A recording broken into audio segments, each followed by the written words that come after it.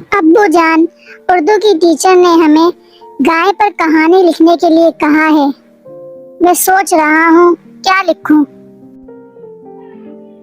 आपने क्या सोचा? आपको गाय के बारे में कुछ मालूमात हैं? आप क्या लिखेंगे?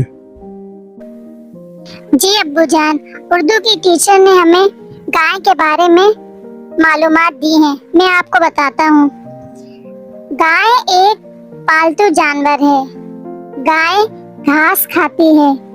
हम गाय का दूध पीते हैं और गोश्त भी खाते हैं। गाय की खाल से हम जूते और जैकेट बनाते हैं।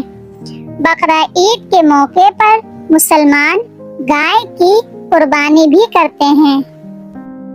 शाबाश मेरे बेटे, आपको तो गाय के बारे में काफी मालूमात हैं। अब मैं आपको कहानी सुनाता हूँ।